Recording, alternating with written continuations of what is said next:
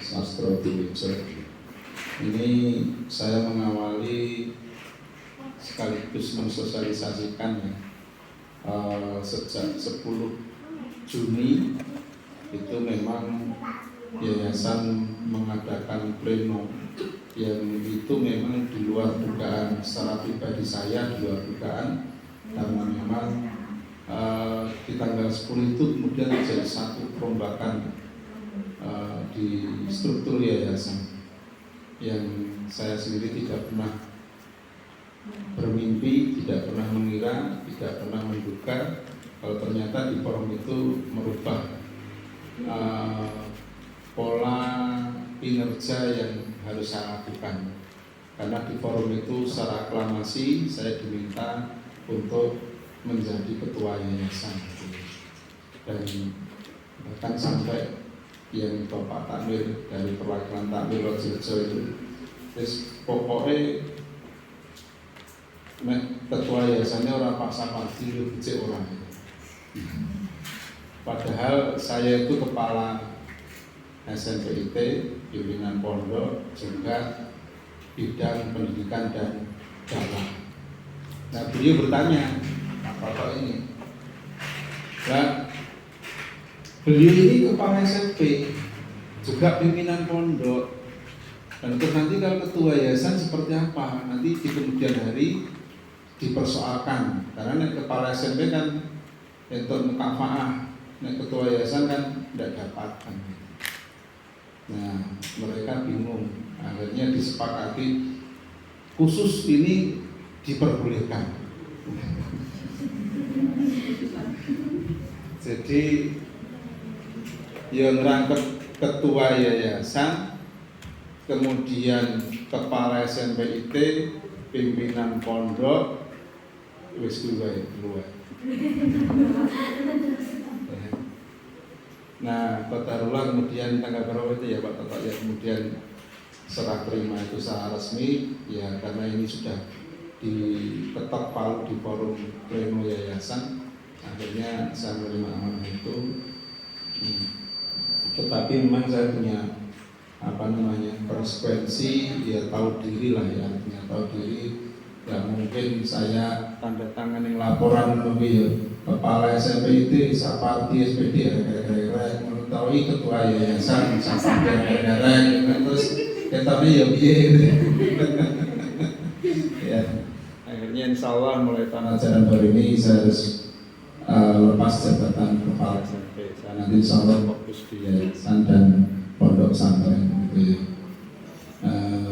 Itulah beliau ini yang secara rutin sharing ya. Kita kalau yang kemarin kan kita diskusinya kan hanya saya, Pak Toto, Pak Tulus, Pak Aas, Pak Toto itu yang paling aktif Pak ya, kita mendiskusikan tentang yayasan itu. Ini beliau di anggota pembina, tetapi juga ketika kita sharing beliau tetap kita libatkan gitu ya. Untuk di struktur yayasan belum saya sosialisasikan ya? Belum. Jadi Pak Dr. Widodo sekarang sebagai ketua badan pembina ya. Ketua badan pembina itu tidak ada hubungan lagi dengan amal usaha, tapi beliau hubungannya dengan pengawas yayasan sama pengurus gitu ya. Anggota pembina yayasan itu ada Pak Toto, ada Pak Suhadi, dan ada Pak Mulyoto atau istri suaminya Bu Mulyoto itu.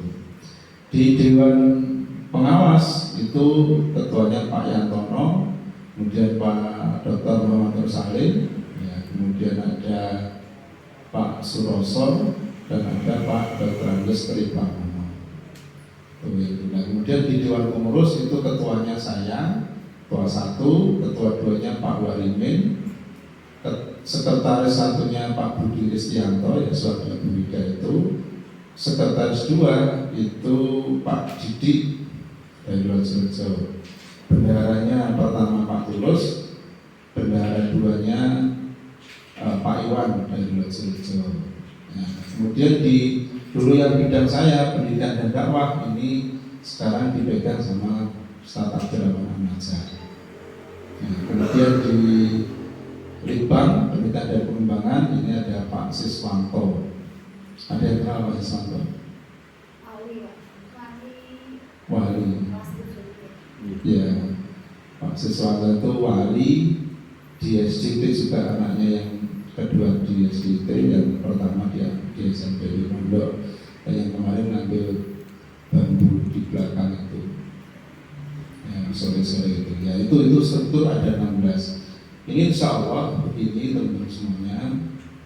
Sebelum nanti saya masuk ke kurikulum ini, stressing kita kemarin sudah sharing dengan dulu juga secara singkat di hari Kamis yang lalu. Itu tahun ini kita mencoba satu, memang bagaimana mengangkat kesejahteraan, artinya ada standarisasi minimal kesejahteraan keluarga besar Anur, kan gitu. Ini artinya kesejahteraan itu bukan menurut ukuran pribadi ya, menurut ukuran kemampuan. Jadi nanti setelah ini laporan itu akan kita lihat, jadi kemampuan dari masing-masing amal usaha seperti apa dalam rangka nanti untuk memberikan kesejahteraan minimal. Jadi bahasa beliau itu saiki bensin muda, Lombok larang, dengan Lombok kan. Saya sudah senang pedes Lombok tak kayak ya kan itu. Terus yang kedua itu adalah meningkatkan kapasitas kemampuan SDM. Ya, jadi lembaga itu investasi terbesar itu memang di SDM. Ya, sebuah lembaga yang baik itu manakala memberikan fasilitas untuk pengembangan SDM. Orang melihat itu lembaga yang baik itu ketika gedung-gedung itu seperti jamur cendawan yang tumbuh di besar. Oh, bangun tingkat-tingkat, sekolahnya baik, bukan itu. Ya, tetapi bahwa lembaga yang baik, sekolah yang baik itu manakala memfasilitasi pengembangan sumber daya manusianya. SDM-nya itu dipikir, artinya kemampuan akademis dan kemampuan untuk mengaplikasikan ilmu akademis itu. Ini yang kedua.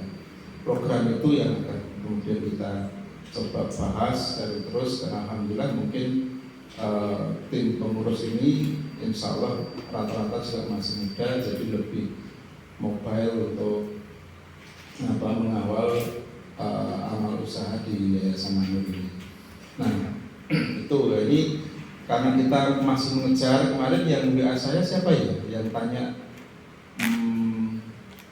maksudnya kapan itu? Telepon? Enggak, WA. Oh, BPK. Nah, saya itu laporan keuangan ada nomor sendiri, Ustaz Bendara TK Sembelawang. Laporan lagi kok nomornya beda lagi, tak tulis Bendara Sembelawang 2. Ada itu kan menyelesaikan. Terus kemarin ada lagi WA nanyakan itu, ternyata akun bisnis. Ya. Terima kasih. Tak jawab malah terima kasih sudah. Wah, happy ya. Nah, terus begini teman-teman, terkait dengan kurikulum, secara prinsip yayasan itu tidak masalah, support. Ya, saya hanya menggarisbawahi sejak berdirinya Yayasan Anur yang berbarengan dengan berdirinya SDT Anur, itu perubahan kurikulum sudah sebelum kurikulum 2004 atau KBK, ya, itu kurikulum apa namanya? Terus ada kurikulum KBK 24 itu ya KBK, terus kurikulum 2000 sebelum berganti kan kurikulum 2000 kita lihat jenenge gitu ya. Terus berubah jadi Kurtilas kurikulum 13 kan gitu. Sampai sekarang berarti kita yayasan ini mau mengalami 5 kurikulum. Nah, apapun perubahan kurikulum kita tetap menyikapi sebagaimana yang dulu sampaikan tadi, karena itu adalah menjadi kebijakan pemerintah kan gitu. Tetapi secara karakter kita sebagai yayasan Islam, ya, ini jangan sampai ditinggalkan, ya. Karena ternyata ini hanya soal kebijakan. Apalagi mohon maaf, ya, hari ini ya, ada sebuah lembaga pendidikan yang sejak kemarin itu workshop terakhir hari ini 2 hari.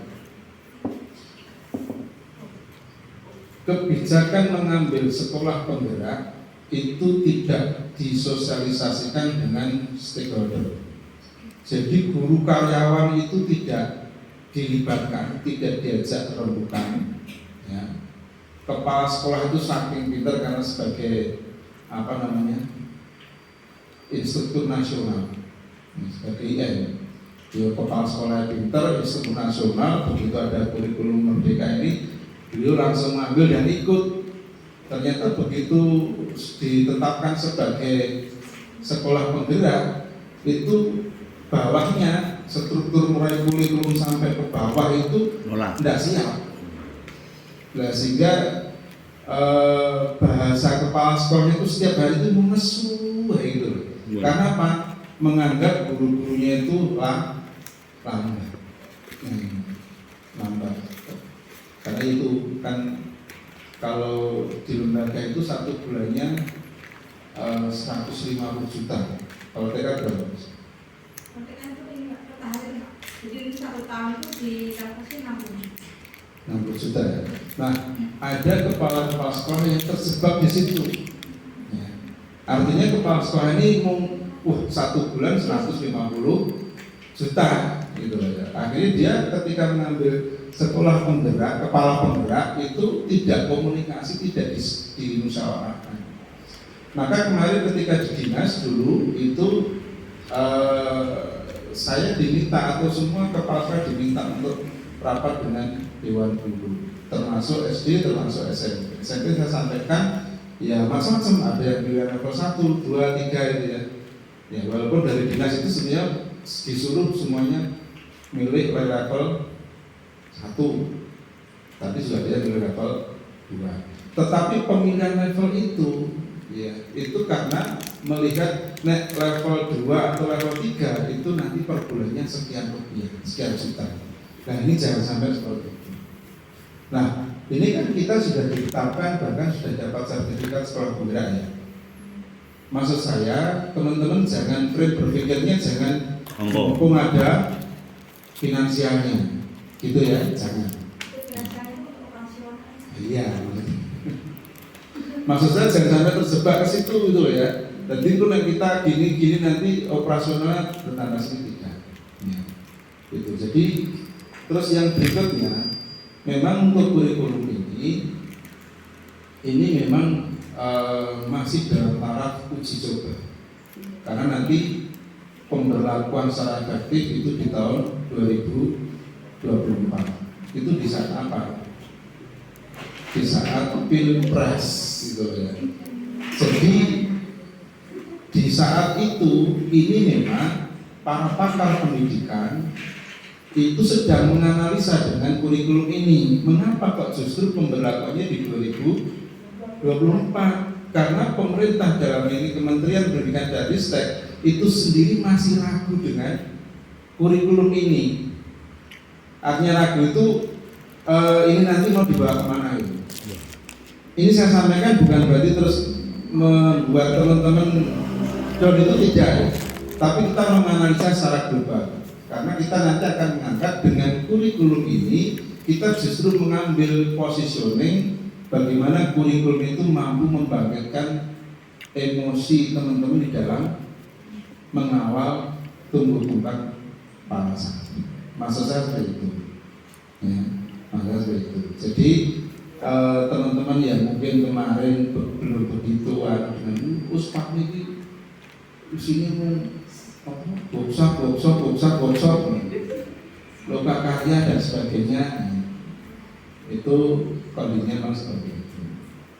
Ya memang dulu memang saya pernah dilapori terkait dengan itu, ya saya yang dengan ragu-ragu, ya apapun aktivitasnya tetap basic kita ada di pendidik, kita itu di pendidik. Nah, kita itu di pendidik. Jadi kesibukan kalau saya mengistilahkan ibu kepala sekolah termasuk saya itu saya masih punya jam mengajar. Saya itu yang ngajar di SD, Sing anake kelas 5 sapa? Oh, kelas 6 ini, kelas 6. Ya berarti kelas 5 toh. Nah, kemarin saya tanya, apa Pak Samadi ngajar kelas 5? Pasti iya, saya kemarin masih ngajar kelas 5. Saya juga ngajar di SMP di kelas 7 putra putri kan itu. Dia kepala sekolah. Artinya apa? Basic kita itu tetap bukan kemudian disibukkan dengan urusan manajerial. Ini khusus Padmi itu tetap jangan sampai meninggalkan akar pondasinya di anak-anak. Karena nanti yang tahu tentang tumbuh kembang anak itu adalah tatkala kita berada di proses pembelajaran itu. Gitu ya. Nah yang terakhir yang sebagai penutup teman-teman, saya mohon maaf ya karena terjadi perubahan struktur ini saya belum sempat membuat konversi kurikulum ya jadwal kurikulum biasanya sudah selesai kemarin tetapi karena ini punya pekerjaan itu belum sempat saya konversi ke kurikulum yayasan atau kaldik yayasan. Mudah-mudahan nanti sebelum masuk itu sudah selesai ya, minta doanya insya Allah nanti mudah-mudahan selesai. Tapi sebagai awalan begini, Senin tanggal 11 itu nanti tetap masuk. Cuman itu kalau bisa kan biasanya ada libur tasrik tuh. Cuman ini kan kita ini kan tasriknya kan diawali kapan? Ada yang akan sudah tasrik, ada yang baru mulai Senin. Dan kebetulan kita tasrik itu beriringan dengan libur kenaikan kelas. Maka tasrik ini kita tiadakan liburnya. Tetapi digunakan hari Senin itu kalau bisa digunakan untuk perayaan Idul Adha. Gitu ya. Jadi mumpung masih ada waktu, misalnya masak terus makan tengkleng bareng-bareng itu nanti enak tuh ya. Pak Toto diundang, Pak Toto kita sarapan tengkleng bersama anak TK ya. Itu kan betul-betul bahagia itu. Jadi begitu masuk pertama, anak-anak yang sudah ketiga pekan libur masuk bawa nasi atau suruh bawa piringnya, terus nanti nasi sama tengklengnya atau dagingnya itu diurusi dari TK. Nah itu kan begitu masuk intinya perayaan Idul Adha bersama. Nah nanti begitu kan anak-anak kan begitu masuk itu seneng gitu ya, senang tidak langsung KPM. Nah, nanti baru dimulai proses yang baru pengenalan kemudian MPLS ya. Nih, mungkin gitu. Mudah-mudahan keterlambatan dalam mengkonversi kaldik ini tidak menjadikan kita untuk berkreasi di tahun 2022-2023. Oh ya, mohon maaf saya tambah karena kemarin vakum untuk musker yayasan, nanti insya Allah kita akan adakan. Sebenarnya kan setelah masuk nanti kita akan ada pertemuan kepala amal usaha dan bendahara kepala amal usaha sama bendahara sama yayasan untuk menyamakan satu persepsi kegiatan-kegiatan yang akan dilakukan bersama di tahun 2022-2023. Begitu dari saya, terima kasih. Ini pertanyaan saya harus menunggu sampai akhir atau gimana ya?